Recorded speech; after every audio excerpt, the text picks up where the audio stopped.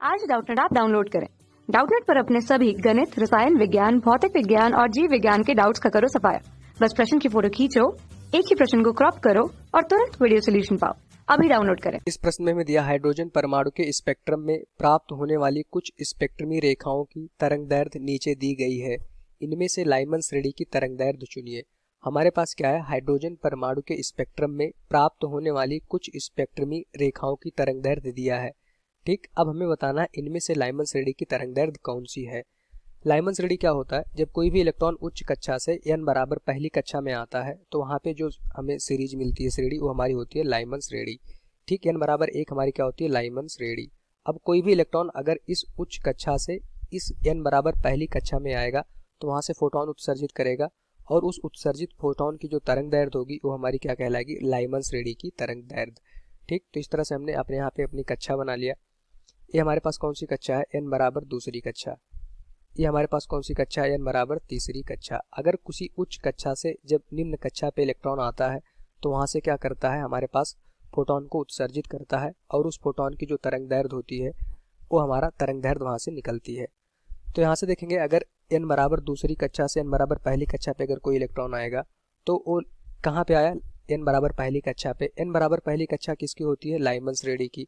तो जब किसी भी उच्च कक्षा से इलेक्ट्रॉन n बराबर पहली कक्षा में आएगा तो लाइमन श्रेणी की तरंगदैर्ध्य मिलेगी। हमें पता है इलेक्ट्रॉन जब उच्च कक्षा से आता है निम्न कक्षा पे तो क्या करता है, फोटोन उत्सर्जित करता है। उस फोटोन की जो तरंगदैर्ध्य होगी उस तरंगदैर्ध्य को हमें बताना है। चूंकि n बराबर पहली कक्षा में होगी तो उस तरंगदैर्ध्य को हम कहते हैं लाइमन श्रेणी की तरंगदैर्ध्य। ठीक, तो हमारे पास यहाँ पे 4-5 तरंगदैर्ध्य दी गई है और इसमें बताना है कौन सी हमारे पास लाइमन श्रेणी की तरंगदैर्ध्य है। तरंगदैर्ध्य का अगर हम सूत्र देखें, 1/लैम्डा बराबर क्या होता है, r इंटू जेड। हमारे पास जो नाभिक है क्या है, हाइड्रोजन परमाणु का है, तो जेड का मान हो जाएगा हमारे पास 1 into 1/n1 square minus 1/n2 square. n1 n2 क्या होता है, अगर लाइमन की बात होगी तो n1 का मान हमेशा क्या रहेगा, 1 रहेगा। मतलब कि किस उच्च कक्षा से इलेक्ट्रॉन हमारा कहाँ पे आ रहा है। लाइमन श्रेणी की बात होगी तो इलेक्ट्रॉन हमेशा कहाँ पे आएगा, n बराबर 1 वाली कक्षा पे। तो n1 का मान हो गया 1। n2 का मान क्या हो सकता है, अगर देखें तो हमारे पास हो सकता है 2, 3, 4, 5 डैश डैश डैश अनंत तक हो सकता है। ठीक, तो अगर यहाँ से देखें, अगर n2 बराबर, अगर हम कहें इलेक्ट्रॉन हमारा दूसरी कक्षा से पहली कक्षा में आएगा तो हमारा जो होता है लाइमन श्रेणी की प्रथम रेखा की तरंगदैर्ध्य कहलाता है। तो यहाँ से देखें 1/λ1 अगर हम निकालें, 1/λ1 का मान लाइमन श्रेणी की प्रथम रेखा कब बनेगी, जब इलेक्ट्रॉन हमारा n बराबर दूसरी कक्षा से n बराबर पहली कक्षा पे आएगा। तो r इंटू n1 का मान तो हमेशा 1 ही रहेगा, माइनस λ1 निकाल रहे हैं लाइमन श्रेणी की प्रथम रेखा की तरंगदैर्ध्य, तो n2 की जगह पे हो जाएगा हमारे पास 2। इलेक्ट्रॉन कहाँ से आएगा, हमारे पास दूसरी कक्षा से आएगा। 2 का स्क्वायर हो जाएगा 4। इसको पूरा सॉल्व करेंगे तो 1/λ1 की वैल्यू आ जाएगी हमारे पास 3r/4। ठीक, हमें क्या निकालना था, λ1 का मान, लाइमन श्रेणी की प्रथम रेखा का तरंगदैर्ध्य 4/3r। ठीक, अब यहाँ से देखेंगे, अगर λ1 की बात करें जो हमें तरंगदैर्ध्य गिवन है एंगस्ट्रॉन्ग में। ठीक, 1/r का मान जो होता है 1/r बराबर होता है हमारे पास 912 एंगस्ट्रॉन्ग। ठीक, तो वैल्यू पुट कर देंगे यहाँ पे 1/r की जगह पे, तो λ1 का मान जो आ जाएगा यहाँ से 4 इंटू 912 डिवाइडेड बाई 3। इसको पूरा सॉल्व करेंगे तो हमारे पास जो तरंगदैर्ध्य आ जाएगी वो कितना आ जाएगा, 1216 एंगस्ट्रॉन्ग। ये हमारा क्या हो गया, लाइमन श्रेणी की प्रथम रेखा की तरंगदैर्ध्य कितना आया, 1216 एंगस्ट्रॉन्ग। तो हमें बताना था जो तरंगदैर्ध्य 4-5 हमें गिवन है इनमें से कौन सी लाइमन श्रेणी की तरंगदैर्ध्य है। तो पहला कौन सा हो गया, हमने देखा 1216 एंगस्ट्रॉन्ग लाइमन श्रेणी की तरंगदैर्ध्य होगा।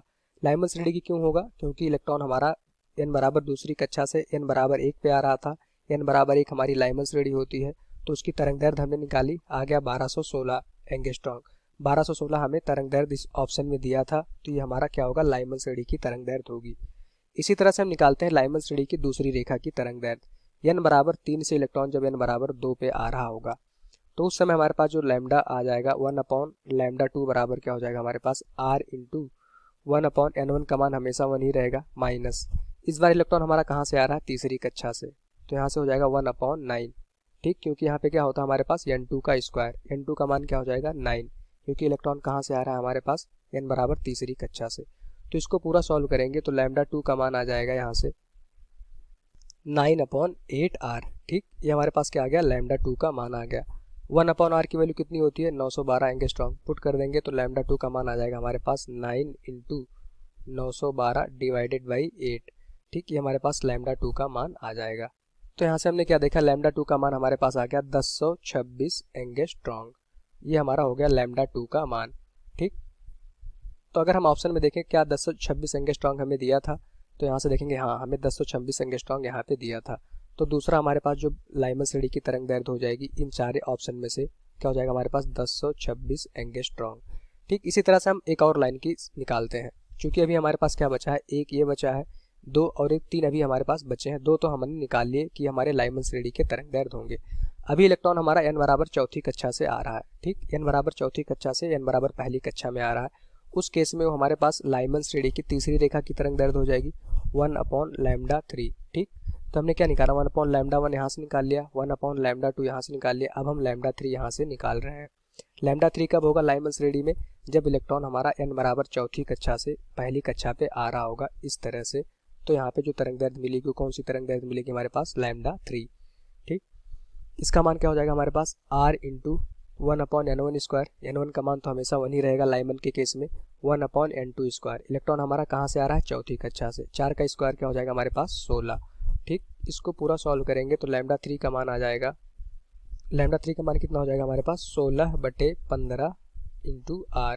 ठीक, 1/r का मान कितना होता है 912 एंगस्ट्रॉम। वैल्यू पुट कर दीजिए यहाँ से, तो λ3 बराबर आ जाएगा हमारे पास 16 × 912 डिवाइडेड बाई 15। ठीक, इसको पूरा सॉल्व करेंगे तो λ3 की वैल्यू आ जाएगी, λ3 का मान हमारे पास कितना आ गया, इसको पूरा सॉल्व करेंगे तो हमारे पास आ जाएगा 972.8 एंगस्ट्रॉम। तो ये तीसरी जो हमारे पास लाइमन श्रेणी की तीसरी रेखा होगी उसकी तरंग दैर्ध्य कितना आ गया, 972.8 एंगस्ट्रॉम। तो यहाँ से अगर अपने हम देखें हमारे पास जो ऑप्शन में था कहीं 972.8 एंगस्ट्रॉम नहीं दिख रहा था। अब जो हमारे पास तीनों बचे हैं, 6563 एंगस्ट्रॉम बचा था, 9546 एंगस्ट्रॉम बचा था, 4861 एंगस्ट्रॉम बचा था। हमने पहली रेखा की तरंग दैर्ध्य निकाली, कितना आया 1216 एंगस्ट्रॉम। दूसरी रेखा की तरंग दैर्ध्य निकाली 1026 एंगस्ट्रॉम आया। और तीसरी रेखा की तरंग दैर्ध्य अगर हमने निकाली तो उसका मान कितना आ गया हमारे पास 972.8 एंगस्ट्रॉम, 972.8 एंगस्ट्रॉम। अब जैसे जैसे हम अपनी कक्षा की संख्या बढ़ाते जा रहे हैं, जैसे जैसे उच्च कक्षा से इलेक्ट्रॉन हमारा लाइमन श्रेणी मतलब कि पहली रेखा पे आ रहा है पहली कक्षा में, तो हम क्या देख पा रहे हैं, तरंग दैर्ध्य हमारी घटती चली जा रही है। पहली बार जब इलेक्ट्रॉन हमारा n बराबर 2 से n बराबर 1 पे आया तो हमें कितनी तरंग दैर्ध्य मिली, 1216 एंगस्ट्रॉम। दूसरी बार जब इलेक्ट्रॉन हमारा n बराबर 3 से n बराबर 1 पे आया तो हमें तरंग दैर्ध्य मिल गई 1026 एंगस्ट्रॉम, मतलब तरंग दैर्ध्य घट गई। तीसरी बार जब हमने देखा इलेक्ट्रॉन हमारा n बराबर 4 से n बराबर 1 पर आया तो तरंग दैर्ध्य और घट गई, 972.8 एंगस्ट्रॉम हो गई। इस तरह से जैसे जैसे कक्षा हमारी बढ़ती जा रही होगी लाइमन श्रेणी की तरंग दैर्ध्य हमारी घटती जा रही होगी। तो क्या कभी ऐसा संभव है कि ये 6563 एंगस्ट्रॉम, 5446 एंगस्ट्रॉम और 4861 एंगस्ट्रॉम कभी आएंगे? कभी नहीं आएंगे। लाइमन श्रेणी की अधिकतम जो तरंग दैर्ध्य कितनी हो सकती है, कितनी है 1216 एंगस्ट्रॉम। और न्यूनतम तरंग दैर्ध्य कितनी हो सकती है, जब इलेक्ट्रॉन हमारा अनंत से n बराबर अनंत से इस पहली कक्षा में आएगा, उस केस में हमें न्यूनतम तरंग दैर्ध्य मिलेगी।